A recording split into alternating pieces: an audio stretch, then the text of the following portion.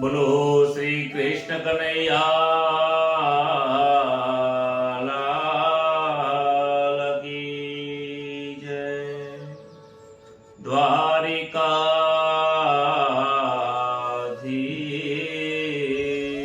કી જય.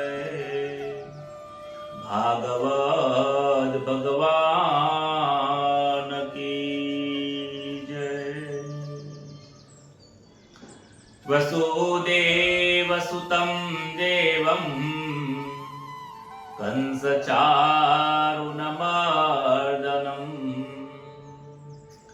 દેવકી પરમાનંદમ કૃષ્ણં વંદે જગદ્ગુરુ. કૃષ્ણં વંદે જગદ્ગુરુ. પ્રથમ નમો ગુરુદેવને લરી લરી લાગો પાય. માત પિતાને વંદન કરી રાખો ચરણ નિમાય. હેજી મંગલ દિવસ યાજનો મંગલ સૌનો થાય. હે દાસ જયસના માનજો વંદન લાખ કરોડ. દાસ જયસના માનજો જય શ્રી કૃષ્ણ અપાર. શ્રી ગણેશાય નમઃ. શ્રી પરમાત્મને નમઃ. પરમ પવિત્ર શ્રીમદ ભગવદ ગીતા એ આ જીવાત્માને જ્ઞાન દ્રષ્ટિ આપે છે. શ્રીમદ ભગવદ ગીતા દરેક મનુષ્યને એક સાચો માર્ગ બતાવનારી એક નદી છે. એક એવો માર્ગ છે કે જ્યાં અંધકારમાંથી પ્રકાશમાં લઈ જાય છે.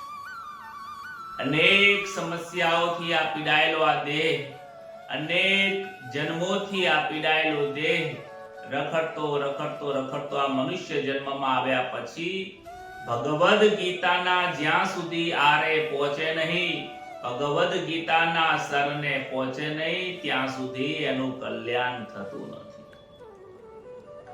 જે રીતે ભર દરિયાની અંદર નાવ ડૂબતી હોય અને કિનારે જ્યાં સુધી પહોંચે નહીં ત્યાં સુધી એનો ઉદ્ધાર થતો નથી, એ રીતે આપણે સૌ પણ આ સંસાર રૂપી ભવસાગરની અંદર જન્મ મરણના ચક્કરની અંદર માણસ ડૂબી રહ્યો છે. પાણી પીવે છે, ડૂબે છે, બહાર આવે છે, ડૂબે છે. આવી રીતે જન્મ મરણની ક્રિયાઓ ચાલુ રહી છે.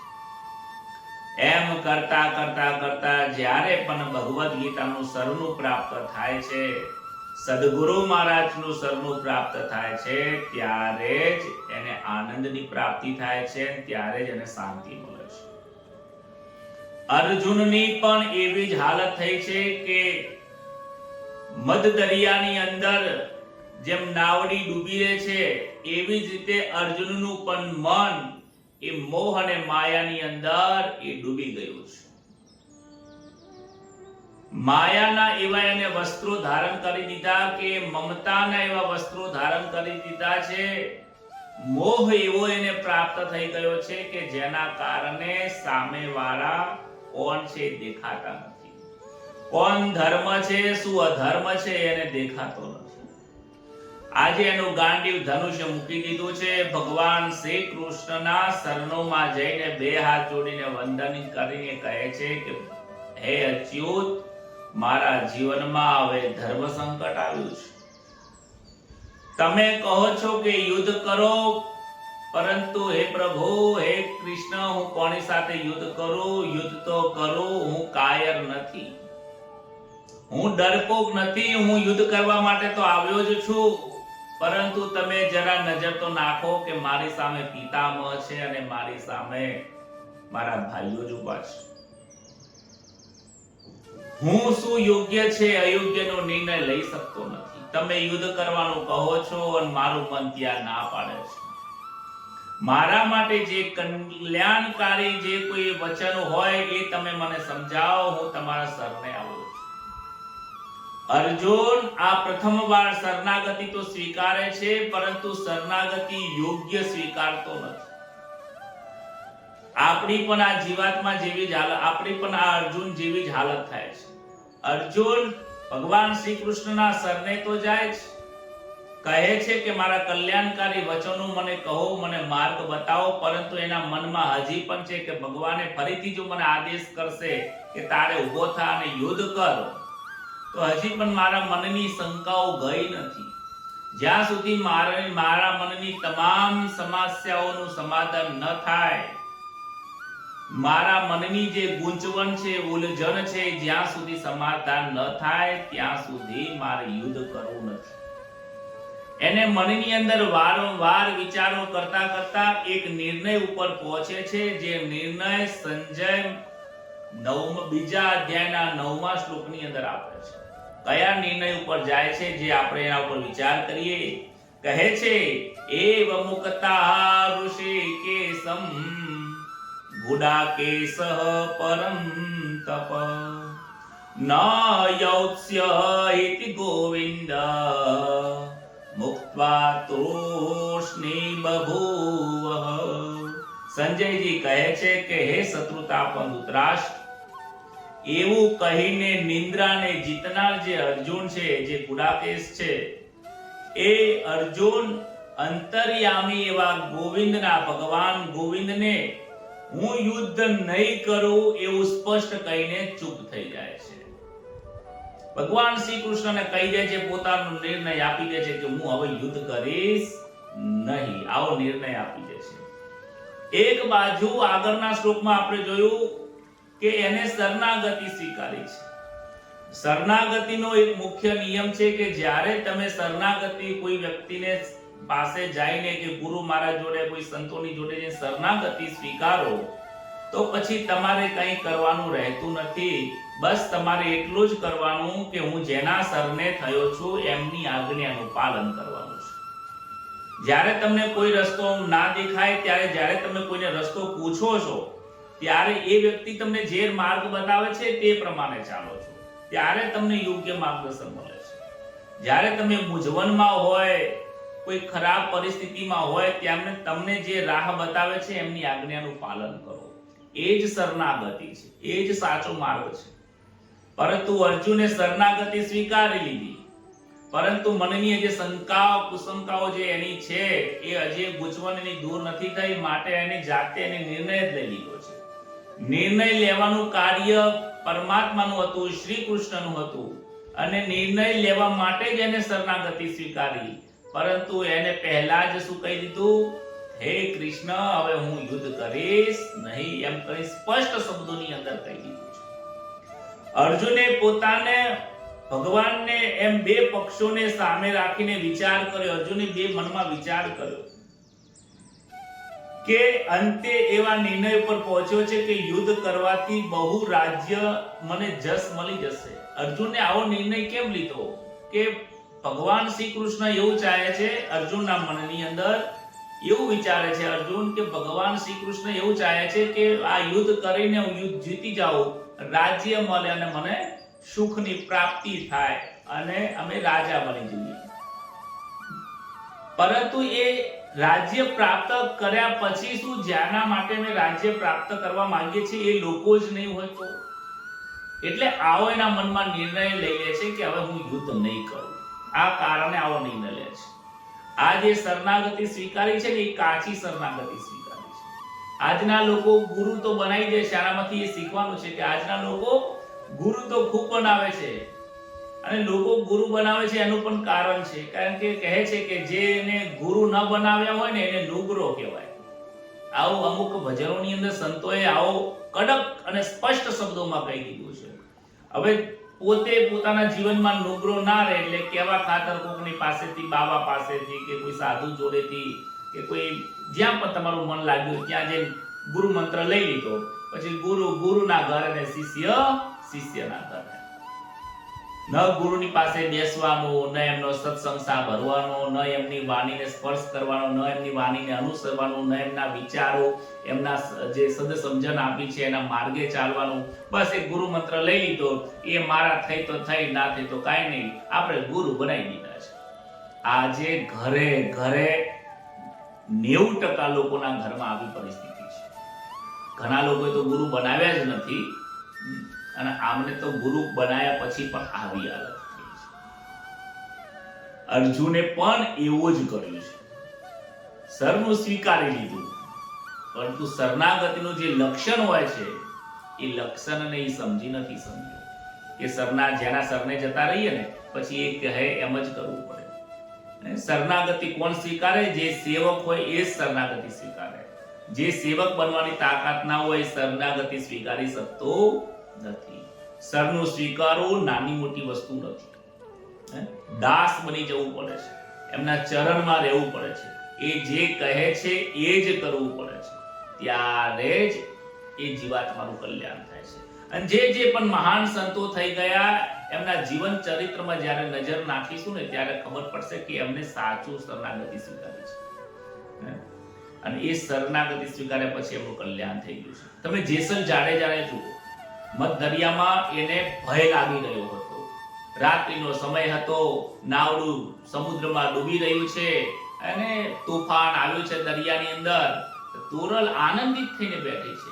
જેસલને પોતાને મૃત્યુનો ભય લાગે છે, અને જ્યારે એ તોરલના સરનોમાં જાય છે અને જેમ તોરલ કહે છે એ પ્રમાણે કરે છે, તું તારા પાપનો પોકાર કર, તું તારો ધર્મ સંભાળ, તું ક્ષત્રિય છે, રક્ષા કરવાનો તારો ધર્મ છે, અને આ કચ્છના અંદર ઘણી લોકોને તે મારી નાખ્યા છે, આ તો તારો ધર્મ છે. તે કરેલા પાપનો પોકાર કર એટલે ધીમે ધીમે બધું શાંત થઈ જશે. અને જુઓ, એને પાપનો પોકાર કર્યો અને એ સાબિત કરીને બતાવ્યું કે જેને યોગ્ય ગુરુના વચને જે ચાલે છે એ જીવનમાં પૂજનીય બને છે. જે ગુરુના વચને ચાલતો નથી એ ક્યારેય પૂજનીય બનતો નથી.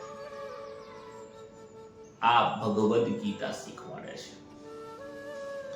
એ રીતે આગળના 10મા શ્લોકની અંદર પણ અર્જુન યુદ્ધ કરવા માટે સાફ ના પાડી દીધી. ત્યાર પછી શું થયું એ સંજય કહે છે.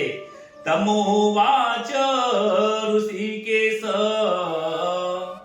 પ્રહસન્નેવ ભારત સેનયોરુભયોર્મધ્યે વિષીદन्तમિદં વચઃ. હે ભરત વંશમાં જન્મેલા ધૃતરાષ્ટ્ર, બંને સેનાના મધ્ય ભાગમાં વિષાદ કરતા એ અર્જુનને પ્રત્યે જાણે કે શ્રી કૃષ્ણ હસતા હોય એમ હસતા હસતા ભગવાન ઋષિકેશે આ પ્રમાણે વચનો બોલ્યા છે. ભગવાનને પણ ત્યાં હસવું આવી ગયું છે. હસવું કેમ આવે છે કે જ્યારે પોતાનો વ્યક્તિ પોતાની સામે માર્ગદર્શન પોતે બતાવતા હોય છતાં પણ એ ખોટો નિર્ણય લે ને તો એના નિર્ણય ઉપર આપણને હસવું આવતું હોય છે.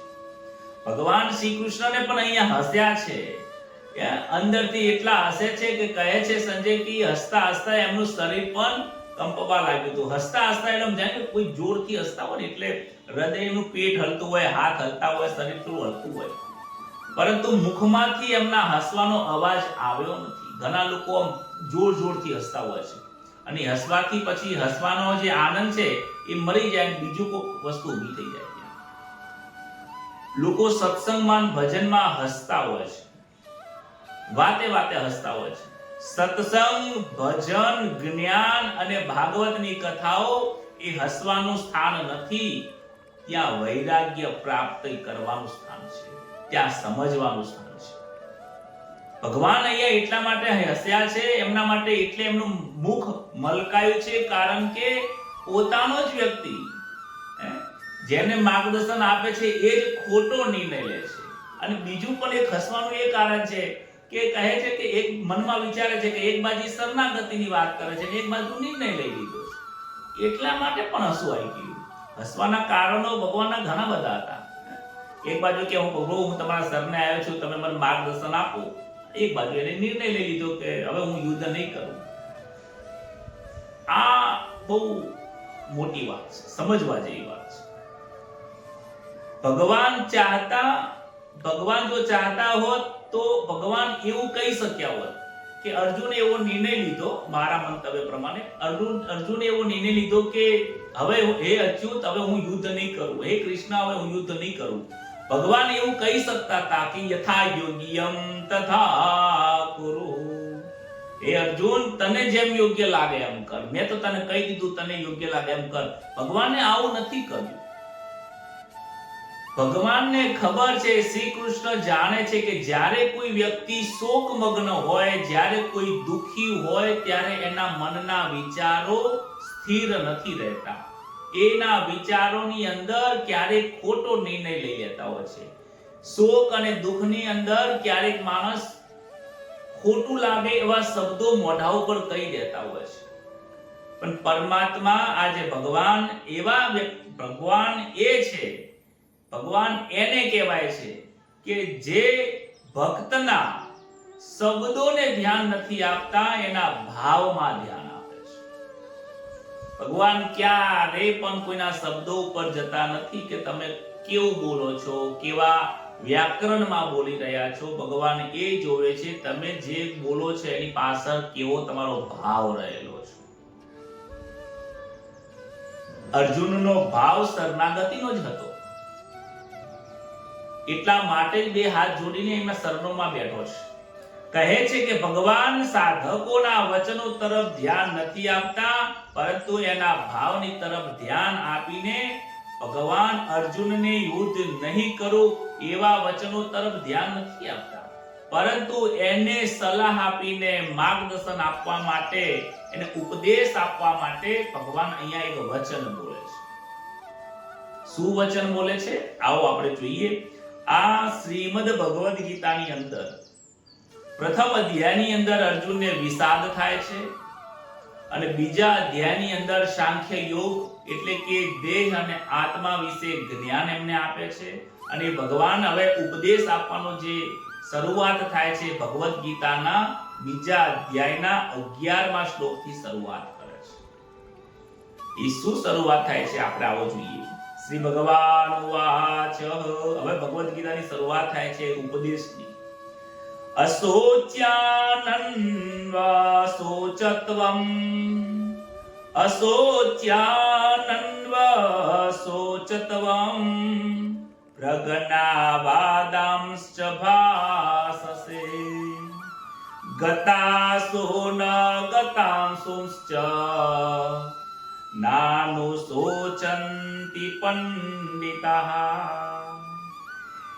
ભગવાન કહે છે કે હે અર્જુન, તું જેનો શોક કરવાનો છે, તમે શોક નહીં કરવા યોગ્યનો શોક કરો છો અને પંડિતાઈની વાતો કરો છો.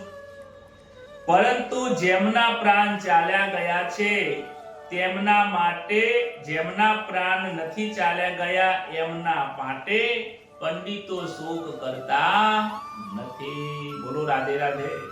બહુ સમજવા જેવી વાત છે. આ એક જ જો આ શ્લોક 11માં બીજા અધ્યાયનો 11મા નંબરનો શ્લોક જો જીવનમાં ઉતરી જાય અને સમજાઈ જાય ને, તો મને લાગતું નથી કે આ સમજ્યા પછી પાછળ કોઈ વ્યક્તિ રોવે. જીવનમાં ક્યારે રડવાનો વારો નીકળી જશે જો આ 11મા નંબરનો શ્લોક ભગવાનના ઉપદેશનો પહેલો જ શ્લોક જો આપણે જીવનમાં સમજી જઈશું. કહે છે જેનો શોક નથી કરવાનો તેનો તું તો શોક કરે છે. રણછોડ રાય કરીને એક સંત થઈ ગયા, એમના ગીતા ઉપર આખું એમણે એક ભજન બનાવ્યું છે. એમાં લખેલું છે જેનો શોક નથી કરવાનો તેનો તું તો શોક કરે છે. વાત કરે છે પંડિત જેવી, મૂર્ખા જેવું કામ કરે છે. મૂર્ખા જેવું કામ કરે છે. પંડિતો તો મુવા જીવાનો શોક નથી કરતા. ઓ રે મારે ગીતા રે માતા. પંડિતો તો શોક ક્યારે કરતા જ નથી. મનુષ્ય શોક ત્યારે કરે છે, જો હવે અહીંયા આપણે જ્ઞાન માર્ગની અંદર સમજીએ, મનુષ્ય શોક ત્યારે કરે છે જ્યારે તે સંસારના પ્રાણી પદાર્થોને બે ભાગમાં વહેંચી નાખે છે કે આ મારા છે અને આ મારા નથી. જ્યાં મારા છે, સમજજો અહીંયાથી હવે થોડું ગીતાનું જે જ્ઞાન છે થોડું અઘરું અને જલ્દીથી સમજાય નહીં એવું છે, એટલે માટે ખૂબ કોન્સન્ટ્રેશન અને એકાગ્રતાથી સમજજો એક એક વાતને. કહે છે કે જ્યારે માણસ દુખી ક્યારે થાય છે, શોક ક્યારે થાય છે, કે મનુષ્ય એ સમય પર બે ભાગમાં સંસારને વેચી દે છે, એક પોતાના અને એક પારકા. જ્યાં પોતાના છે ત્યાં દુઃખ થાય છે, અને જ્યાં પારકાને માને છે ત્યાં દુઃખ થતું નથી. અમેરિકામાં કંઈ હા ના થઈ જાય કે સુરતમાં હા ના થઈ જાય તો આપણને કંઈ દુઃખ થતું નથી, પણ એમાં જો કોઈ આપણા પોતાના વ્યક્તિ હોય તો મનુષ્યને ત્યાં દુઃખ થાય છે. અર્જુનને અહીંયા પોતાના વ્યક્તિ દેખાય છે એટલા માટે યુદ્ધ નથી કરી શકતો. અર્જુને ખુદ કહ્યું છે, અને અહીંયા જો બીજા ઊભા હોત ને તો મારામાં આવું જે મોહ ઉત્પન્ન થયો છે ને એ મોહ ઉત્પન્ન ના થયો. અમે મોહ પોતાના લોકોમાં જ ઉત્પન્ન થાય છે, બીજામાં મોહ ઉત્પન્ન થતો નથી. જે પોતાનું છે જ નહીં એમાં મોહ ઉત્પન્ન નથી થતો. ગીતાજીમાં પણ ધૃતરાષ્ટ્રે પણ જો એને ધૃતરાષ્ટ્રે પુત્રમાં મોહ હતો. એ પુત્રના અંદર મોહમાં હોવાના કારણે એ દુખી થયા છે. એ આંધળા હતા, એ આંધળા જે ચિત્ર છે ને આંખે જે અંધ હતા ને એ અંધ એવું પ્રતીક બતાવે છે કે પુત્રના મોહમાં અંધ હતા. ધૃતરાષ્ટ્રજી જે હતા એમાં પક્ષપાત હતો. મોહ તો ધૃતરાષ્ટ્રને પણ છે અને કૃષ્ણને પણ મોહ, અર્જુનને પણ મોહ થયો છે, પણ અર્જુનના મોહ અને ધૃતરાષ્ટ્રના મોહમાં થોડો ફરક છે. ધૃતરાષ્ટ્રને મારું તારું પણ રહેલું છે, જ્યારે અર્જુનમાં મારું તારું નથી, બધે અમે જ છીએ એવો ભાવ છે. ધૃતરાષ્ટ્રમાં પક્ષપાત છે, અર્જુનમાં પક્ષપાત નથી. મોહ બંનેમાં છે, પણ થોડો આટલો ફરક છે. કહે છે અશોચ્યવાન અશોચ્યત્વમ, સંસાર માત્રમાં વસ્તુઓ સત અને અસત આ બે વસ્તુમાં ગયેલી છે. આ સંસારમાં જેટલી પણ વસ્તુઓ છે એક સત્ય છે અને અસત્ય છે. જે સત્ય છે એ ચૈતન્ય સ્વરૂપ પરમાત્મા છે, અને જે અસત્ય છે એ આ સંસારના દરેક પદાર્થો છે. આ દેહ છે એ નાશવંત છે. આ દેહ એક વખત પડી જવાનો છે, માટે આ દેહને જે પડી જવાનો છે, જે એક વખત નાશવંત છે, આ દેહથી જે જન્મ લે છે એ દેહને એક વખત તૂટ્યા વગર છૂટકો નથી. જે પણ સંસારના પદાર્થો બને છે, ચાહે કોઈ મોબાઈલ બન્યો હોય, કોઈ પુસ્તક બન્યું હોય, ઘર બન્યું હોય, બિલ્ડિંગ બન્યું હોય, આ આંખેથી જે પણ પદાર્થો દેખાય છે એ દરેક પદાર્થો નાશવંત છે. હવે જેનું જીવનની અંદર, જેનું આ સંસારમાં નાશ થવાનો નક્કી લખ્યો છે, તો હે અર્જુન એની પાછળ શોક શું કામ કરવો જોઈએ? મનુષ્ય જન્મમાં જન્મવું અને મરવું, લાભ અને હાનિ આ દરેક કોઈ પણ પરિસ્થિતિમાં આવે છે. તમને કોઈ પણ પરિસ્થિતિમાં આવી શકશે. દરેકનો નાશ છે. જેનો જન્મ છે એનું મૃત્યુ છે, જેની ઉત્પત્તિ છે એનો વિનાશ છે. જે આવે છે એક વખત જાય છે. આ ભાગવત કથાની શરૂઆત થઈ છે તો આનો વિરામ પણ હશે એક દિવસ, કે મહિનો, 2 મહિને, 3 મહિને ભાગવત 18 અધ્યાયો પૂર્ણ થઈ જશે. આ સંસારમાં કોઈ જ વસ્તુ નિત્ય નથી સિવાય એક પરમાત્મા. જેમ આગળ જશો આ બાબતને લઈને, આ વિષયને લઈને સાંખ્ય યોગની અંદર ખૂબ વિસ્તારથી અર્જુનને સમજાવવામાં આવ્યું છે. અર્જુન માધ્યમ છે, પરંતુ એ જ્ઞાન આપણને આપે છે. કહે છે કે એક તરફ તું પંડિતાઈની વાતો કરે છે. કેવી વાતો કરે છે? કે પંડિતાઈ જેવી કેવી વાતો કરે છે કે હું આ બધા લોકોને તમારા કહેવાથી કદાચ મારી દઈશ, તો માર્યા પછી મને રાજ્ય મળશે, તો રાજ્યથી શું મને સુખ મળશે? હવે તને સુખની તો આશા છે, પણ કેવો અભ્યાસ રાખે છે, કેવું સમજે છે કે આ બધા લોકોને તમે મને મારવાનું કહો છો પછી મને સુખ મળશે. આશા સુખની જ રાખે છે. તું જોવે છો તો શાંતિ જ, પણ તું જે રીતે શાંતિ પ્રાપ્ત કરવા માટે પ્રયત્ન કરે છે એ ખોટી વાત છે.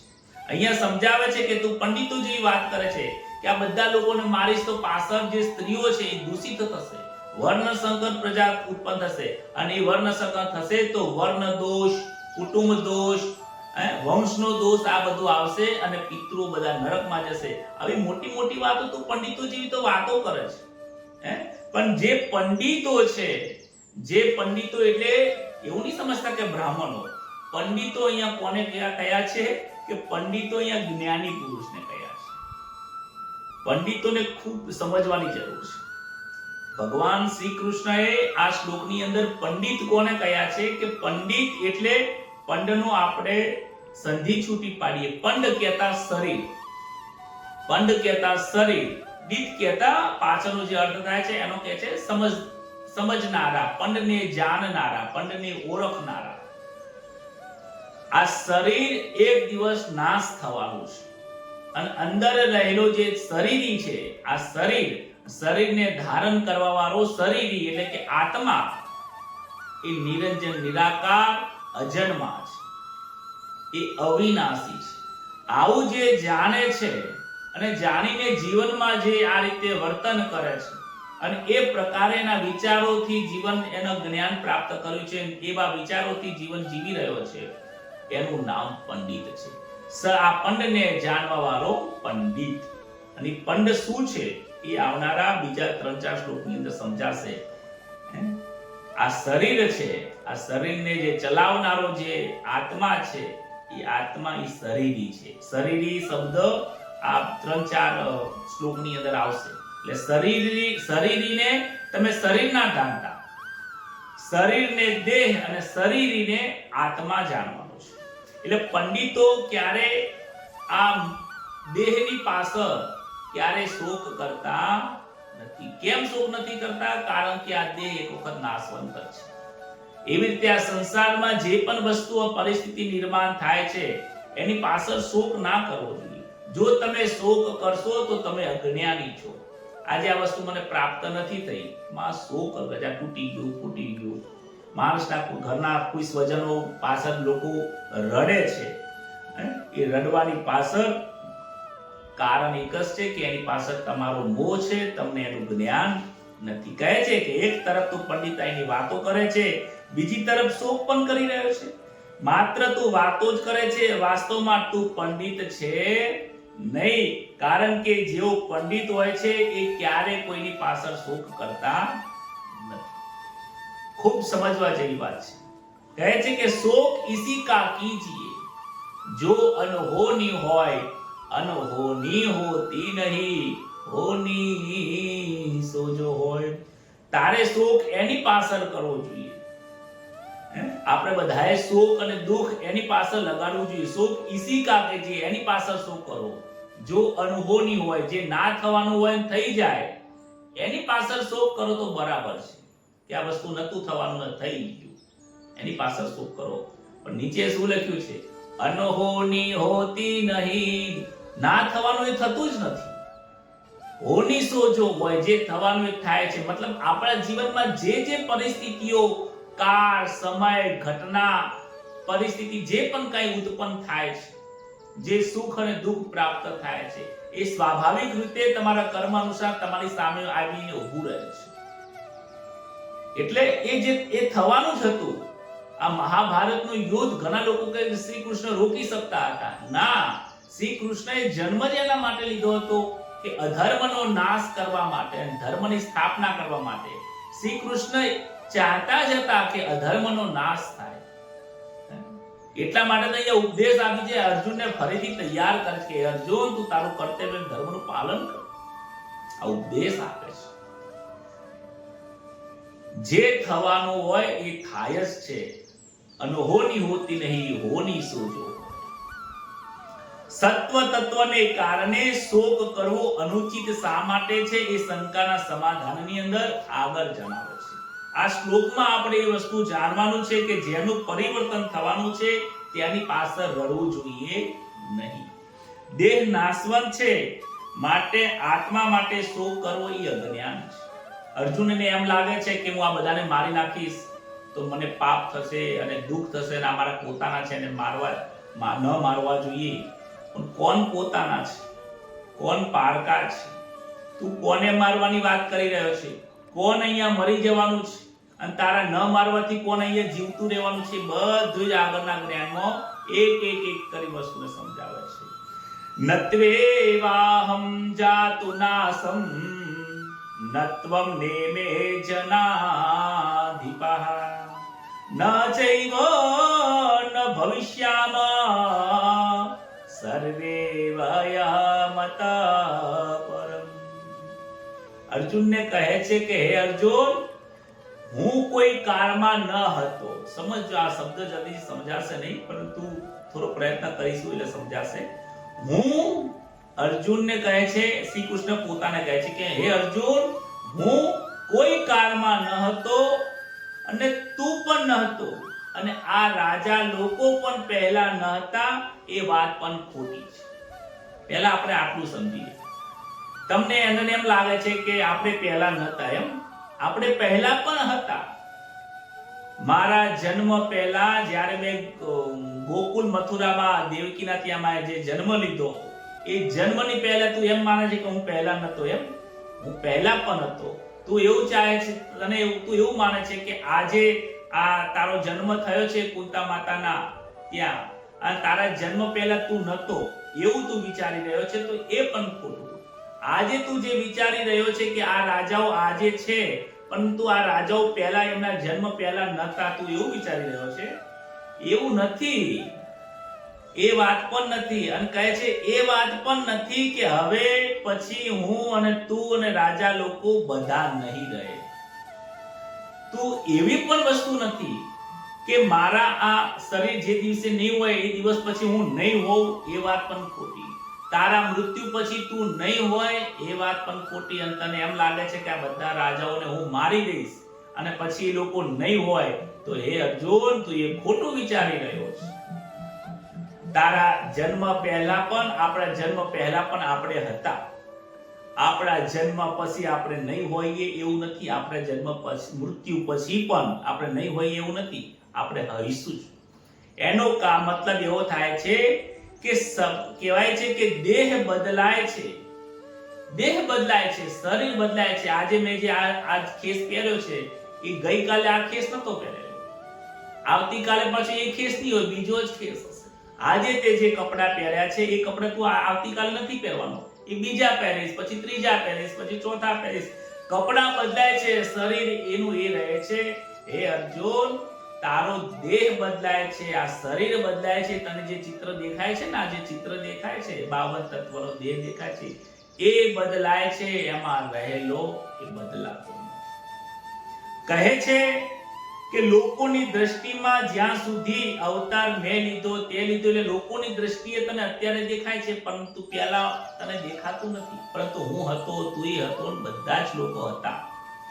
નિત્ય હંમેશા માટે, આત્મા નિત્ય હંમેશા માટે રહે છે. કહે છે કે ભગવાન અર્જુનને કહ્યું છે કે મારા અને તારા ઘણાય જન્મો થઈ ગયા છે જે તું જાણતો નથી. જે આવો આગળના ચોથા અધ્યાયના 5મા શ્લોકમાં કહે છે. ચોથા અધ્યાય તમે વાંચશો ને, એના 5મા શ્લોકની અંદર 5મા 6ઠા નંબરના શ્લોકમાં કહ્યું કે હે અર્જુન, અર્જુન પૂછે છે કે મને કેમ યાદ નથી? તો અર્જુનને કહે છે કે અર્જુન, તારા અને મારા જન્મો હજારો થઈ ગયા છે, અને ભવિષ્યમાં પણ હજારો જન્મો થવાના છે. જે અર્જુન તું જાણતો નથી, પરંતુ મને બધા જ જન્મોની યાદ છે. ભવિષ્યમાં શરીરોની આ અવસ્થાઓ રહેશે નહીં, અને એક દિવસ આ શરીરો પણ રહેશે નહીં, પરંતુ એવી અવસ્થાઓ આપણે બધા નહીં રહીએ, આ વાત પણ નથી. કેવી રીતે બતાવે છે? તો હું તમને એક ઉદાહરણ આપું છું. આ શ્લોકમાં આપણે એક ઉદાહરણ તરીકે આપણે સમજીએ કે બાળકનો જે રીતે જન્મ થાય છે, તે જ્યારે બાળકનો જન્મ થાય છે ત્યારે બાળક કેવું કહેવાય છે? શિશુ કહેવાય છે, કે નાનું બાળક છે, શિશુ છે, આટલું નાનું બાળક હોય છે.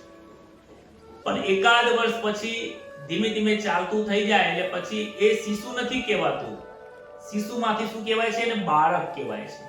હવે બાળક બન્યા પછી એને શિશુ નથી કહેવાતું. હવે બાળક ને શિશુ એનો એ જ છે, પરંતુ હવે એ શિશુમાંથી બાળક થઈ ગયો છે. બાળક પછીમાંથી શું બને છે? બાલ્યાવસ્થામાંથી પછી શું થાય છે? યુવાન થાય છે, યુવાવસ્થા આવે છે. હવે બાલ્યાવસ્થામાંથી જ્યારે યુવાવસ્થામાં જાય છે તો વ્યક્તિનો એ જ છે, અવસ્થા બદલાઈ જાય છે. હવે યુવાન થઈ ગયા પછી કોઈ એને બાળક કહેતું નથી. શું કહે છે? તું યુવાન થઈ ગયો. એટલે તું તો એનો એક છે. બાળકમાંથી યુવાન થઈ ગયો. હા, યુવાન થઈ ગયો. હવે જોજો, યુવાનમાંથી પછી પ્રૌઢાવસ્થામાં જાય છે. પ્રૌઢાવસ્થામાંથી પછી વૃદ્ધાવસ્થામાં છે. વૃદ્ધાવસ્થામાંથી પછી મૃતાવસ્થામાં જાય છે. બાળક બને છે, શિશુ બને છે, બાળક બને છે, પછી બાલ્યાવસ્થામાંથી યુવાવસ્થા આવે છે, યુવાવસ્થામાંથી પછી વૃદ્ધાવસ્થા. આ દરેક અવસ્થાના ચક્કરની અંદર તમે એના એ જ છો, પરંતુ આ અવસ્થા બદલાયા કરે છે. એવી રીતે આ શરીર વારંવાર બદલાયા કરે છે. આ શરીર જીર્ણ થઈ જાય, કોઈ પણ વસ્તુ આ કેસ જ્યારે જીર્ણ થઈ જશે, પતલો થઈ જશે, કાના પડી જશે, આ પહેરવા યોગ્ય નહીં લાગે તો હું શું કરીશ? આને પછી હું નીકાળી દઈશ, ફેંકી દઈશ, નવો ખેસ ધારણ કરીશ. જેમ જૂના કપડા બગડી જવાથી તમે ફેંકી દો છો, નવા કપડા ધારણ કરો છો, જેમ એક અવસ્થામાંથી બીજા અવસ્થામાં તમે જાઓ છો, એવી રીતે આ દેહ જ્યારે જીર્ણ થઈ જાય છે તો આનો આ જ આત્મા બીજી જગ્યા ઉપર નવા દેહમાં ધારણ કરે છે. માટે એમાં કોઈ શોક કરવાની જરૂર. આનાથી સાબિત થાય છે કે ચૈતન્ય જે છે એ નિત્ય છે. અવસ્થાઓ બદલ્યા કરે છે, અવસ્થા બદલાય છે, પરંતુ તું એનો એક છે. એવી રીતે દેહ બદલાય છે, પરંતુ આત્મા એનો એ જ છે. એટલે કહે છે કે પૂર્વજન્મમાં પહેલા પણ, આ જન્મ પહેલા પણ તું હતો, અત્યારે પણ તું છે, અને ભવિષ્યમાં તું નહીં હોય એ વાત ખોટી. ભવિષ્યમાં પણ તું રહેવાનો જ છે. જે નિત્ય વસ્તુ છે એ અજન્મા છે. જે નિત્ય વસ્તુ છે એ નિરાકાર છે. જે નિત્ય વસ્તુ છે, નિત્ય કોણ છે? પરમાત્મા છે. કહે છે નિત્ય તત્વને આપણે ઉત્પત્તિ, સ્થિતિ અને પ્રલયનો આધાર માની શકીએ છીએ. જે ચૈતન્ય પરમાત્મા છે ને એ આધાર બને છે. એમ કોનો આધાર બને છે? કે કોઈ વસ્તુની ઉત્પત્તિ થવાની હોય તો એનો આધાર બને છે, કોઈનો વિનાશ થવાનો તો એનો આધાર બને છે. ઉત્પત્તિ, વિનાશ અને એની જે સ્થિતિ છે, આજની સ્થિતિ, એનો પણ આધાર કોણ બને છે? એ ચૈતન્ય તત્વ બને છે. આજે આ દેહ ટકી રહ્યો છે, કોના કારણે, કોના સત્તાથી ટકી રહ્યો છે? તો આત્માની સત્તાથી આ દેહ ટકી રહ્યો છે. એ પહેલા આત્માની, આ દેહની ઉત્પત્તિ થઈ, કોની સત્તાથી ઉત્પત્તિ થઈ? તો એ દેહની અંદર આત્મા તત્વ આવ્યું એટલે એની ઉત્પત્તિ થઈ. આનો વિનાશ કેવી રીતે થશે? કે આ દેહમાંથી, આ જે દેહ છે એમાંથી બીજા દેહમાં જ્યારે આત્મા પ્રવેશ કરશે ત્યારે એ વિનાશ કરવાનું કાર્યની જે ક્રિયા છે એ પણ સત્તા કોની છે? એ પણ ચૈતન્ય તત્વ. ઉત્પત્તિ, સ્થિતિ, પ્રલય, આ બધાનું જે કારણ છે, એમાં જે સત્તા છે એ ઈશ્વરની સત્તા રહે છે. આમાં આ શ્લોકમાંથી આપણને એક વસ્તુ પ્રાપ્ત થાય છે કે સંબંધો બદલાય છે. જો સમાજની દ્રષ્ટિએ જોવા જઈએ તો એવી રીતે તમે જોજો, સંબંધો બદલાય છે પરંતુ અસ્તિત્વ રહી જાય છે. જ્યારે તમારો કોઈ બાળક છે મોટું થયું, પછી તમને લગ્ન થયા, એટલે તમે પહેલા કોકના ભાઈ હતા, બહેન હતા, પછી શું થઈ ગયું કે તમે કોકના પતિ બની ગયા, પછી તમારો પત્ની બની ગયા, પછી તમે મામા બની ગયા, કોઈના કાકા બની ગયા. એટલે તમે એના એક છો. હું કોકનો કાકા છું, હું કોકનો મામા છું, હું કોકનો પતિ છું, હું કોકનો પિતા છું, હું કોઈનો ભાઈ છું, કોઈનો મિત્ર છું, કોઈનો શત્રુ પણ હોઈ શકું છું. વ્યક્તિનો એક છે, સંબંધો અનેક છે. આત્મા એનો એક છે, દેહ અનેક વાર બદલાયા કરે છે. દેહ બદલાય છે, આત્મા સદા એક જ સ્વરૂપમાં રહે છે. જેનું સ્વરૂપ નથી બદલાતું એ ચૈતન્ય છે. જેનું સ્વરૂપ વારંવાર બદલાય છે એ આ જગત છે. આ દેહ પણ જગત જ છે. આવું આપણને આ બીજા શ્લોકની અંદરથી આપણને શીખવાનું પ્રાપ્ત થાય છે. આવો 13મા નંબરનો આપણે શ્લોક જોઈએ. દેહિનોસ્મિન થા દેહે કૌમારમ યૌવનમ જરા. આ ગઈ વખતે ગયા શ્લોકમાં જે સમજાયું હતું મેં તમને, એ જ વસ્તુ અહીંયા આવે છે. દેહિનોસ્મિન થા દેહે કૌમારમ યૌવનમ જરા તથા દેહાંતર પ્રાપ્તિર ધીરસ્તત્ર ન મુહ્યતિ. હે અર્જુન, સમજાવે છે કે હે અર્જુન, દેહધારીના આ મનુષ્ય શરીરમાં, દેહધારીના આ મનુષ્ય શરીરમાં જેવી રીતે બાળપણ, યુવાની અને વૃદ્ધાવસ્થા થાય છે, તેવી જ રીતે બીજા શરીરની પ્રાપ્તિ થાય છે. આ બાબતમાં ધીર મનુષ્યને મોહ થતો નથી. એ અર્જુન, જે રીતે મેં તમને ઉદાહરણ આપ્યું ને ગઈ વખતે, ગયા શ્લોકમાં ઉદાહરણ આપ્યું કે આ શરીરની અવસ્થાઓ બદલાય છે. પહેલા બાળપણ આવે છે, યુવાની આવે છે, વૃદ્ધાવસ્થા આવે છે. આ ત્રણેય અવસ્થાની અંદર તું એનો એજ તું બદલાનો નથી. તારા વિચારોમાં કોઈ ફરક પડ્યો નથી. તું જે જીવાત્મા છે, આત્મ તત્વમાં જે અંદર બિરાજમાન છે એનો એક છે. ન એ વૃદ્ધ થયો છે, ન એ ઘરડો થયો છે, ન એ મૃત અવસ્થામાં આવે છે, ન એ શિશુ અવસ્થામાં આવે છે, ન બાલ્ય અવસ્થામાં આવે છે. એ ચૈતન્ય તો એનું એ જ સ્વરૂપ છે, એમાં કોઈ પરિવર્તન નથી. પરંતુ જે આ શરીર છે એમાં પરિવર્તન આવે છે. એવી જ રીતે આ બીજા શરીર પ્રાપ્તિ, એટલે આ આત્મા બીજા શરીરને ધારણ કરે છે. આ બાબતમાં ધીર મનુષ્યને મોહ પ્રાપ્ત થતો નથી. ધીર મનુષ્ય એટલે કોને કહે? ધીરજ રાખવા વાળો નહીં. ઘણા લોકો અહીંયા એમ કહે છે કે મારા ધીર મનુષ્ય એટલે ધીરજ રાખો. ધીર મનુષ્ય એટલે જે સમજદાર પુરુષો છે, જે જ્ઞાની પુરુષો છે, જે આત્મ તત્વને જાણે છે, જે આ સાંખ્ય યોગને સમજી શકે છે, એ ધીર પુરુષો જે છે, જે સંતો છે, એ લોકો આ બાબતમાં શોક કરતા નથી. એવું સમજી લે છે કે આમાં શું શોક કરવાનું.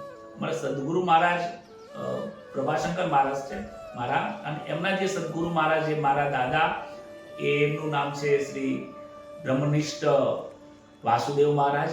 વાસુદેવ મહારાજનો જ્યારે અંત સમયે, જ્યારે બ્રહ્મલીન થવાના હતા, જ્યારે એમનો સમય હતો, છેલ્લી ઘડી હતી, એ સમય દરમિયાન એમને અમને બધાને જ્ઞાન આપ્યું હતું. આ ત્રીજો અધ્યાય જે કર્મયોગ છે ને, એ કર્મયોગ ઉપર એ સત્સંગ કરી રહ્યા હતા. શ્રાવણ સુદ પાંચમના રાત્રે 10 વાગે.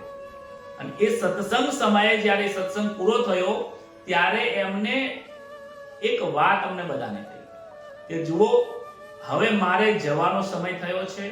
હું જે શબ્દો કહું છું એ જ શબ્દો એમના હતા કે હવે મારા જવાનો સમય થયો છે. મારા ગયા પછી કોઈએ શોક કરવાનો નથી. મારા ગયા પછી કોઈએ રડવાનું નથી. રડવાનું એની પાછળ હોય કે અરે મુવા, અરે તારો મનુષ્યનો જન્મ મળ્યો, ત્યાં મનુષ્યના જન્મમાં કાંઈ ના કર્યું એટલે એની પાછળ હાય હાય કરવાનું. એ ઠીક છે, સમજ્યા વગર કરે છે. પણ તમે બધા તો સત્સંગી છો, તમે બધા જાણો છો કે હું સદાય અમર જ છું. મારું જન્મ એ નથી, મારું મૃત્યુ નથી, માટે મારી પાછળ તમારે કોઈએ શોક કરવાનો નથી. અને ખરેખર એમને જ્યારે પણ એ શરીર છોડીને નવા શરીરમાં જ્યારે જ્ઞાન પણ પ્રાપ્ત કર્યું, એમની પાછળ કોઈએ શોક કર્યો નથી, બલ્કિ ઈશ્વરનું નામ લીધું છે. આ સજ્જન પુરુષોની લક્ષણ છે, આ સંતનું લક્ષણ છે. પોતે સમજે છે કે મારો જન્મ એ નથી, મારો મરણ એ નથી. જ્યારે જન્મ અને મરણ નથી આવું જ્યારે સમજાઈ જાય ને, ત્યારે મૃત્યુનો ભય છૂટી જાય છે. અને જેને મૃત્યુનો ભય છૂટી જાય છે ને, એ પરીક્ષિત બની જાય પાછા, એને જ મોક્ષની પ્રાપ્તિ થાય છે. બાકી અત્યારે કોઈની સામે મૃત્યુ આવીને ઉભા રહે ને તો ડરી જાય છે. વૃદ્ધાવસ્થા થાય ને કે હવે તો સહન થતું નથી. કેમ? મૃત્યુ નજીક આવી રહ્યું છે. મૃત્યુને સમજી જ નથી શક્યો. પરીક્ષિત રાજાને પણ કહ્યું હતું, સુખદેવજી મહારાજે કહ્યું, હે પરીક્ષિત, જ્યાં સુધી હું બેઠો છું ને ત્યાં સુધી કાળ જે તક્ષક નાગ છે ને એ આવશે નહીં. તારે કંઈ પૂછવું તો પૂછી લે. કહે છે કે મહારાજ, હે ગુરુદેવ, હવે મને તક્ષક નાગમાં પણ એ મારા કાળ જે બનીને આવી રહ્યો છે, કરડવા આવી રહ્યો છે, એમાં પણ મને નારાયણના દર્શન થાય છે. મારું જે મૃત્યુ આવી રહ્યું છે એમાં પણ મને ઈશ્વરના દર્શન થાય છે. તો બીજી વાત જ ક્યાં રહી? હવે હું પણ ચાહું છું કે એ કાળ રૂપી ઈશ્વર જલ્દીથી આવે અને આ નાશવંત દેહને મારી શકશે. પણ હું જે અજન્મા છું, હું જે આત્મ સ્વરૂપ છું, એ તો કાળ આવે તો કંઈ કરી શકવા માટે સક્ષમ નથી. હું તો સદાય અજન્મા છું, હું સદાય અમર જ છું. આવું એમને એ જ્ઞાન સાંખ્ય યોગનું જ્ઞાન સુખદેવજી મહારાજે આપી દીધું હતું અને ત્યારબાદ એ જ્ઞાન પ્રાપ્ત થઈ જવાથી અને એ સ્થિતિ ઉપર એ સ્થિર રહ્યા, એથી એ તક્ષક નાગ આવીને કરી ગયો, આખું શરીર બળીને ભસ્મ થઈ ગયું એક જ ક્ષણની અંદર. પર એમનો જે આત્મા હતો એ વૈકુંઠમાં પહોંચી ગયો છે. આ ભગવદ ગીતાનું જે જ્ઞાન છે એ વ્યક્તિને, આ જીવાત્માને સંસાર રૂપી મોહમાંથી સંસાર રૂપી સાગરમાં તારવાનું કાર્ય કરે છે. આ જ જ્ઞાન છે, આ જ બ્રહ્મ જ્ઞાન છે, આ જ બ્રહ્મ વિદ્યા છે. આ 13મા નંબરનો જે શ્લોક છે, બાળપણ, યુવાની, યુવાવસ્થા જેમ એ બદલાયા કરશે એ પરિવર્તનશીલ છે, જેમ આત્મા દેહ બદલે છે, જે રીતે અવસ્થાઓ બદલાય તે દેહ બદલાય છે. જીવનમાં ફેરફાર સ્વાભાવિક છે. સંસારમાં તમારા જીવનની અંદર પણ અનેક પ્રકારના ફેરફાર થશે, પરિવર્તન આવશે. ઘણા લોકો એમ કહે છે અમને પરિવર્તન ગમતું નથી, પણ પરિવર્તન સંસારનો નિયમ છે, ઈશ્વરનો નિયમ નથી. ઈશ્વરનો નિયમ એ છે કે ઈશ્વર સ્થિર છે, પણ સંસારનો નિયમ છે કે આજે આ વસ્તુ બની છે એક દિવસ તૂટવાની છે, આજે જે સમય આવ્યો છે કાલે સમય જવાનો છે. એટલે આ જે સમય આપણા જીવનની અંદર પણ સામાજિક જીવનમાં પણ જ્યારે કોઈ એવી પરિસ્થિતિ નિર્માણ થાય અને એ પરિસ્થિતિ આપણી અનુકૂળ હોય ના હોય એના બાબતમાં આગળ શ્લોક આવશે, તો એ પરિવર્તનની સાથે તમે દુખી ન થઈ જશો. હે અર્જુન, તારી સામે જે પરિસ્થિતિ નિર્માણ થઈ છે સ્વાભાવિક છે અને તારું ધર્મનું કાર્ય છે, તારું કર્તવ્ય છે, તારે કરવાનું છે. આનાથી તું એમ વિચારીશ ને કે અમને મારવાથી બધા લોકો મરી જશે, કોઈ મરવાનું નથી. કહે છે કે દેહાંતરની પ્રાપ્તિ સ્થૂળ શરીરમાંથી છૂટી જાય છે, પરંતુ મુક્તિ પહેલા સૂક્ષ્મના કારણ શરીર છૂટતા નથી.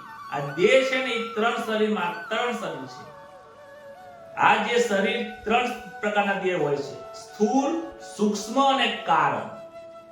સ્થૂળ, સૂક્ષ્મ અને કારણ આ 3 પ્રકારના દેહો રહેલા છે. આ 3 દેહમાંથી જ્યારે મુક્તિ થાય ત્યારે જ 3 દેહમાંથી જ્યારે એ મોહ માયા વસ્તુ નીકળી જાય છે, સમજણમાં ઘરમાં બેસી જાય છે, ત્યારે જ મુક્તિ થાય છે. આ સ્થૂળ શરીર કોને કીધું છે? સ્થૂળ શરીર આ દેહ છે જે દેખાય છે, આ જે ચમડીથી જે શરીર દેખાઈ રહ્યો છે બહારથી, આ સ્થૂળ શરીર છે. આ સ્થૂળ શરીરની અંદર એક શરીર રહેલું છે, એ સૂક્ષ્મ શરીર છે. એ કયું સૂક્ષ્મ શરીર? મન, બુદ્ધિ, ચિત્ત, અહંકાર, અંદરના જે સ્પેર પાર્ટ છે એ કાર્ય કરી રહ્યા છે. અને એમાં પણ એક સૂક્ષ્મ શરીર રહેલું છે જે તમારી બુદ્ધિમાં રહેલું છે. અને એક સ્થૂળ, સૂક્ષ્મ અને કારણ આ 3 શરીરનું વિવરણ જે છે એ આગળના બધા શ્લોકની અંદર આવશે. અત્યારે તમને જલ્દી ખ્યાલ નહીં આવે, પરંતુ જેમ જેમ આપણે આગળ જઈશું એમ ખબર પડશે.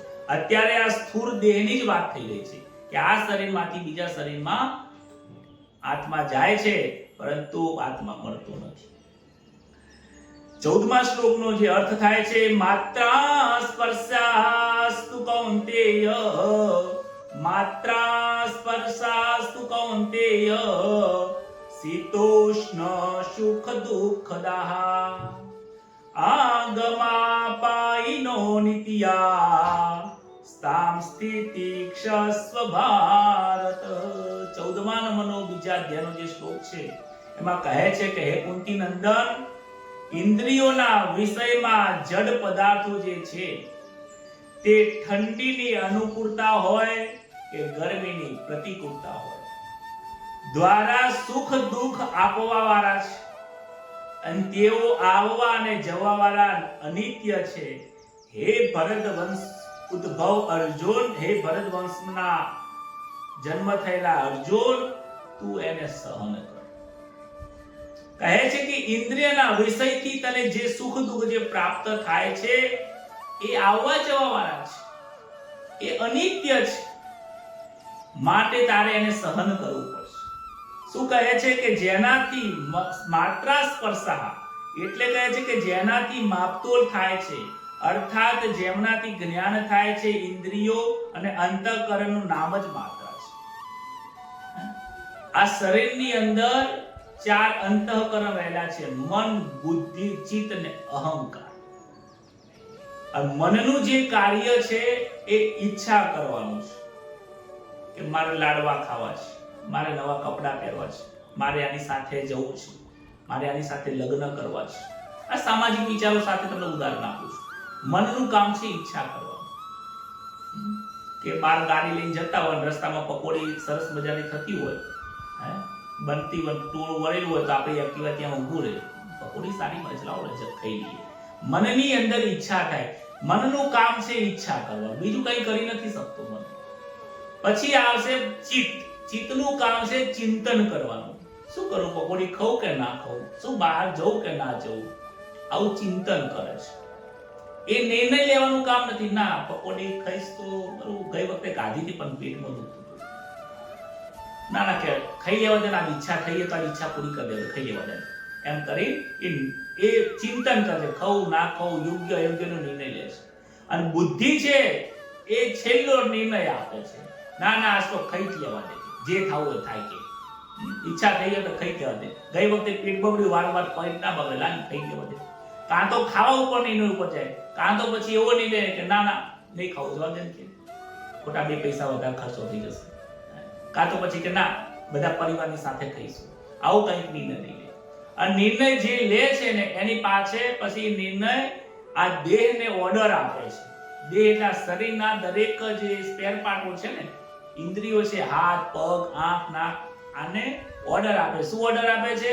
કે તું હવે ખાવા માટે જાય, એટલે એક્ટિવાની ચાવી બંધ કરશે, પગ નીચે ઉતરશે, પાકીટમાં ખિસ્સામાં હાથ ખિસ્સામાં નાખશે, પાકીટ ખોલશે, પૈસા આપશે, કહેશે 50 રૂપિયાની પકોડી આપો. આ ક્રિયા ચાલુ થઈ જશે. અહંકાર એટલે શરીરથી ક્રિયા થશે. કાં તો પછી કે નહીં ખાવું તો તરત જ એક્ટિવાને ચાલુ કરીને ઘરે જતો રહેશે. એ ક્રિયા ચાલુ કરે છે. મન ઈચ્છા કરે, ચિત્ત ચિંતવન કરે, બુદ્ધિ નિર્ણય કરે અને અહંકાર ક્રિયા કરે. આ બધા શરીરના અલગ અલગ ધર્મો છે. આ દેહ પણ એના ધર્મની અંદર કાર્ય કરે છે. આંખ જોવાનું જ કામ કરે, આંખ સાંભળવાનું કામ ના કરે. મન ઈચ્છા જ કરે, મન જઈને ખાઈ ના શકે. હાથ વસ્તુ લઈ જ શકે, હાથ વસ્તુ લઈ મૂકી જ શકે, હાથને સ્વાદ ન આવી શકે. આ દેહના જે ઇન્દ્રિયો જે કહે છે કે ઇન્દ્રિયના જે વિષયો જે છે,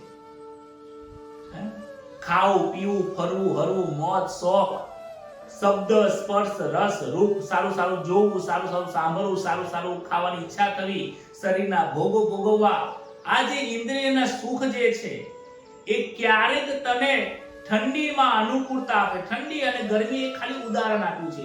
તમારી અનુકૂળતા અને પ્રતિકૂળતામાં તમને સુખ દુઃખ આપવા વાળા છે. પકોડી તમને ભાવે છે એટલે પકોડી ગાધી એટલે તમને સુખ આપશે. મને નથી ભાવતી તો મને જો ખાઈશ તો મને દુઃખ આપશે. હવે પકોડી સુખ અને દુઃખ નથી આપતી, એ સુખ અને દુઃખ આપે છે તમારા અને મારા જીવનના વિચારો. તમારી અનુકૂળતા એ તમને સુખ આપે છે, મારી પ્રતિકૂળતા એ દુઃખ આપે છે. કહે છે કે અનુકૂળતા અને પ્રતિકૂળ દ્વારા સુખ દુઃખ આપવા વાળા છે. સંસારના જેટલા પણ પદાર્થો છે એ સુખી કરતા નથી, દુઃખી કરતા નથી. જો એ સુખી કરતા હોત ને દુઃખી કરતા હોત ને તો બધા એક જ પદાર્થ બધાને સુખી કરતા હોત અને એક પદાર્થ બધાને દુઃખી કરતા હોત. બહુ સમજવા જેવી વસ્તુ છે. જે મોહનથાળ ખાવાથી મને અપચો થાય છે, જે ભજીયા ખાવાથી મને અપચો થાય છે, એ જ બીજાને સુખ આપે છે, મને દુઃખ આપે છે. તો મને દુઃખ આપે છે, બીજાને સુખ આપે છે, એનું કારણ કે એમને એ ભાવે છે એટલે એ સુખી બને છે. એ ભાવે છે એમના મનના વિચારો છે, ભજીયાના વિચારો નથી. ભજીયું એનું એ જ છે. અને મને મારા વિચારોથી મને શરીરને અનુકૂળ નહીં આવતું એટલે હું નહીં ખાતો. મારા માટે કદાચ કોઈ ખોરાવે તો મારા માટે દુઃખદાયક બની જાય છે. એ પરિસ્થિતિ દુઃખદાયક બની જાય છે, એના માટે સુખકારક બની જાય છે. કને કોઈ ભાવે છે ને ખવડાવે છે. ગમવું ના ગમવું, પસંદ ના પસંદ, એ જ તમારા સુખ દુઃખના કારણ બને છે. સુખ દુઃખ એ તમારા મનનું કારણ છે. ભગવદ ગીતાની અંદર ડોંગરીજી મહારાજ આ સત્સંગ ઉપર ખૂબ ભાર આપે છે કે સંસારના કોઈ પદાર્થો આપણને લાગે કે આ વ્યક્તિએ, આ સ્ત્રીએ મને દુખી કર્યો. એક ઉદાહરણ સમાજનું આપું કે આ વ્યક્તિ, આ સ્ત્રીએ, આ પુરુષ મને દુઃખ આપી રહ્યો છે. તો તમને એ દુઃખ આપી રહ્યો છે, તમારો અહેસાસ તમને એવો થાય છે. પુરુષ બીજા માટે તો સુખી પણ હોઈ શકે, એ સ્ત્રી બીજા માટે, એના બહેનપણી માટે, એના પિતા માટે સુખ આપી શકે છે. મતલબ એ સ્ત્રીમાં સુખ દુઃખ નથી, સુખ દુઃખ તમારા વિચારોમાં છે. એને તમારી સાથે જે વર્તન કર્યું એ વર્તનને તમે દુખી માની લીધું, એના વર્તનને તમે સુખી માની લીધું. તમારા માનવાથી સુખ દુઃખ થાય છે. પદાર્થો, આ સંસારના જેટલા પણ પદાર્થો છે, ઈશ્વરે કોઈને દુખી કરવા માટે પણ નથી બનાયા અને સુખી કરવા માટે પણ નથી બનાયા. એ ન્યુટ્રલ છે. એટલે કહે છે ઇન્દ્રિયના વિષયોથી તમારી અનુકૂળતા અને પ્રતિકૂળતાના કારણે તમને સુખ દુઃખનો અહેસાસ થાય છે. હે અર્જુન, તને એવું લાગે છે મારા પોતાના છે, મારું શું, એટલે તને દુઃખ લાગે છે. અને પારકા ઉભા હો તો તને સુખ તો કે ચલો મેં વિજય મેળવ્યો. આ સુખ અને દુઃખ જે તારા મનમાં થાય છે એ તારા અંતઃકરણમાં રહેલા મન, બુદ્ધિ, ચિત્ત, અહંકાર ના વિચારોની દ્રષ્ટિથી તને થાય છે. એ માપતોલ નાખ, તું માપ કરી રહ્યો છે, માત્રા સ્પર્શા માપતોલ કરી રહ્યો છે. આ મારા માટે સારું, આ ખોટું, માપતોલ કરી રહ્યો છે. માટે આ અનિત્ય છે, આ આવવા જવા વાળા છે. ક્યારેક તને સુખ પણ આપશે, કોઈ સ્ત્રી ક્યારેક સુખ આપે છે, એની દુઃખ સવારો પડે એટલે દુઃખ આપે છે. એનો એક પુરુષ કંઈક બોલે એટલે દુઃખ આપે છે, એનો એક પુરુષ તમને સુખ આપે છે. માટે એ પુરુષ સુખ દુઃખકારી નથી, એ તમારા મનના વિચારો ઉપરથી થાય છે. કહે છે કે જેટલા માત્રા સ્પર્શ એટલે પદાર્થો છે, ઇન્દ્રિયોના વિષયો છે, એ એમની સામે આવવાથી અનુકૂળ અને પ્રતિકૂળ છે. એવું જ્ઞાન થાય છે કે દોષ નથી, ઉલટું એને લઈને અંતઃકરણમાં રાગ, દેશ, હર્ષ, શોક એ જ વિકારો છે. એ જ કહેવા માંગે છે કે તમારા મનની અંદર હરખ થાય છે, શોક થાય છે, દુઃખ થાય છે, એ તમારા અંતઃકરણમાં તમારું જ પ્રગટ કરેલું છે. અને એ જ દોષદાયક છે, એ જ દુઃખદાયક છે.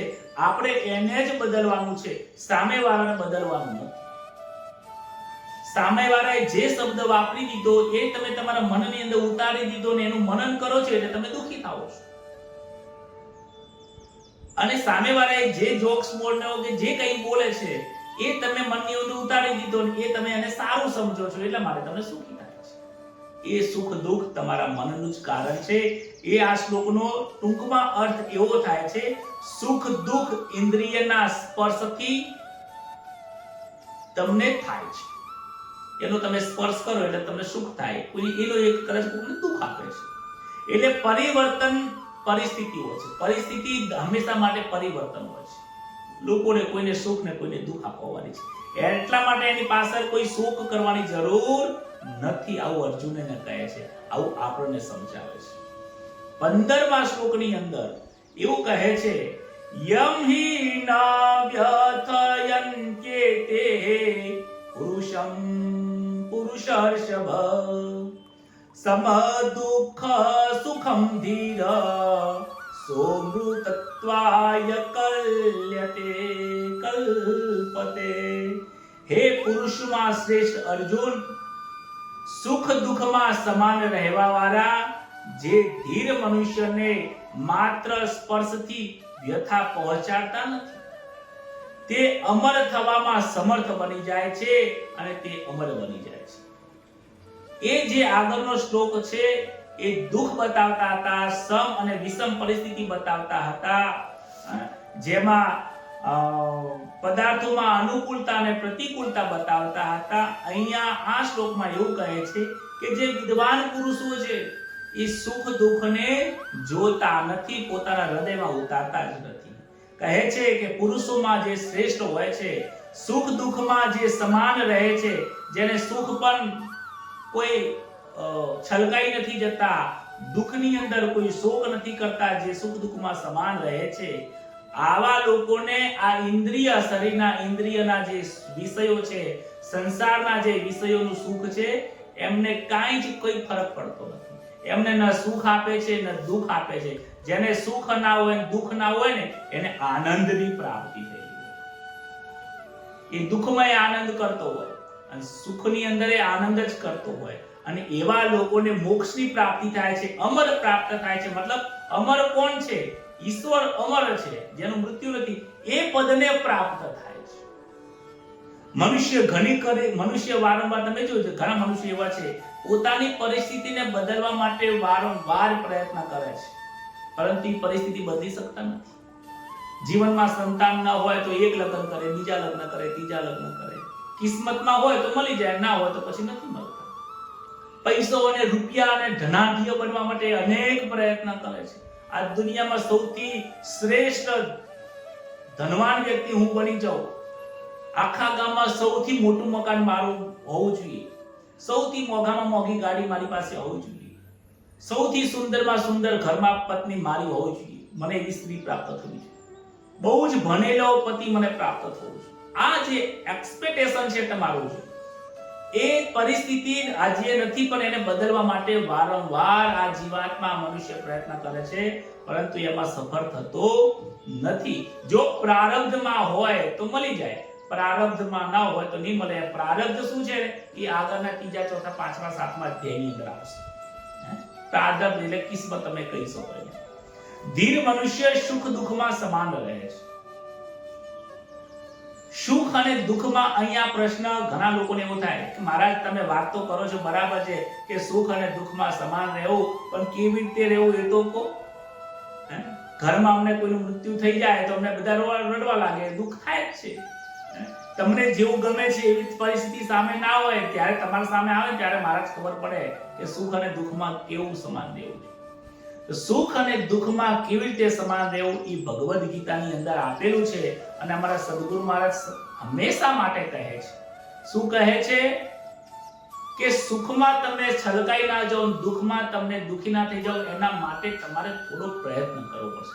શું પ્રયત્ન કરવો પડશે કે જ્યારે તમારી સામે દુઃખ જેવી વિષમ પરિસ્થિતિ નિર્માણ થાય, તમારી સાથે અનુકૂળ સમય ના હોય, પ્રતિકૂળ સમય આવી જાય, એ સમય તમે એને સહન કરતા શીખો. આગળના શ્લોકમાં જ આવી ગયું છે, કહ્યું છે કે હે ભરતવંશી તમે સહન કરો, સુખ અને દુઃખને તમે સહન કરો. એ સહન કરતા આવડશે ને તો તમે સમતા રાખતા આવી જશો. નરસિંહ મહેતાએ શું કર્યું છે? સુખ અને દુઃખની પરિસ્થિતિઓ આયા જ કરી છે, પરંતુ એ સમ રહ્યા છે.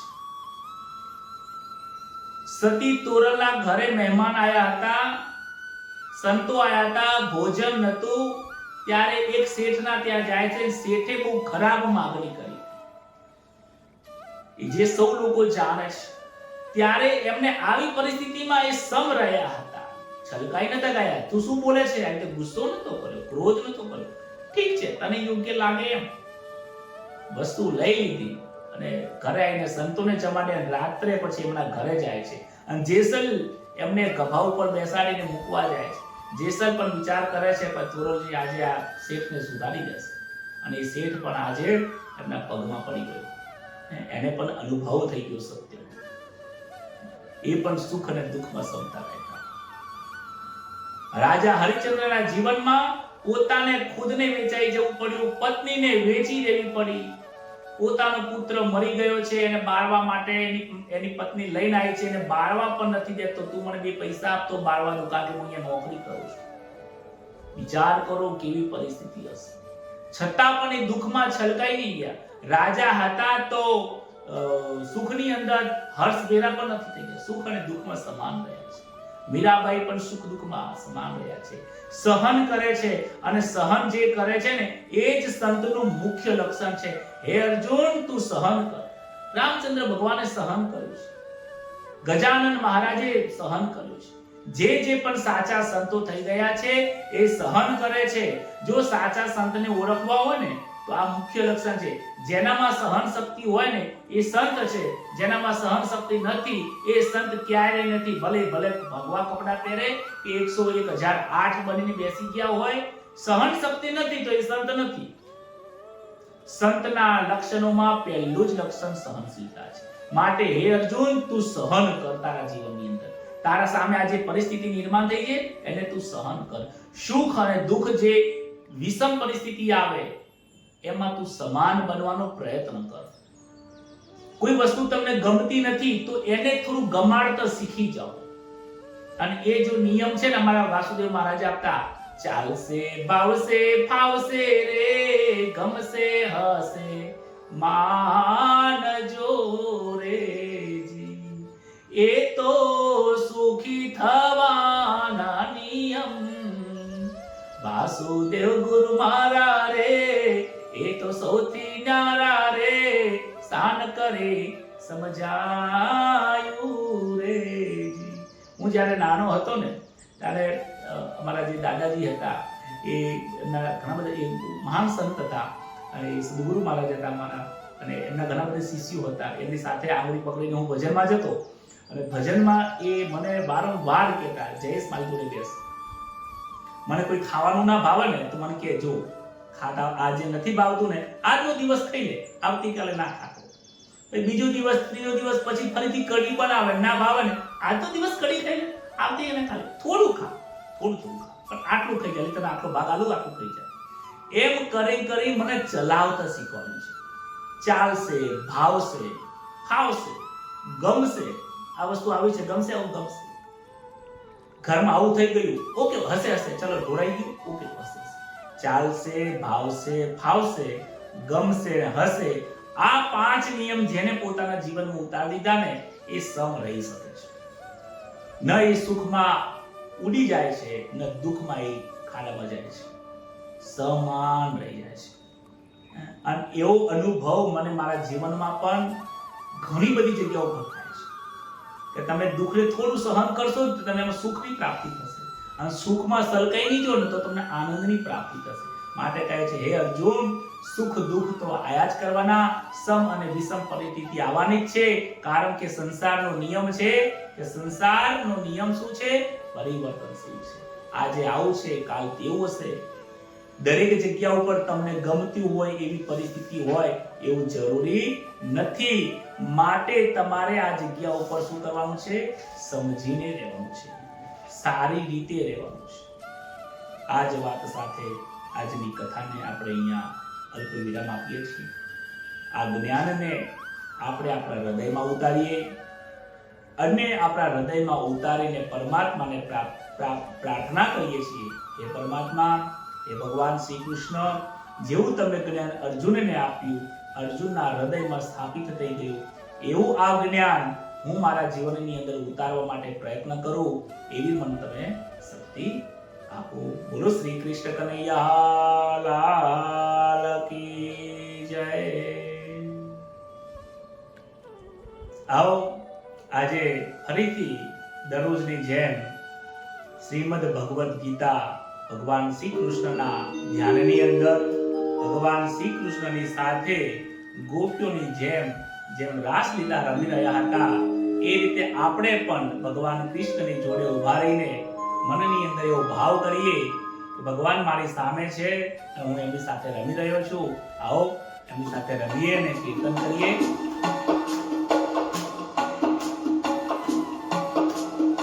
હરે રામ હરે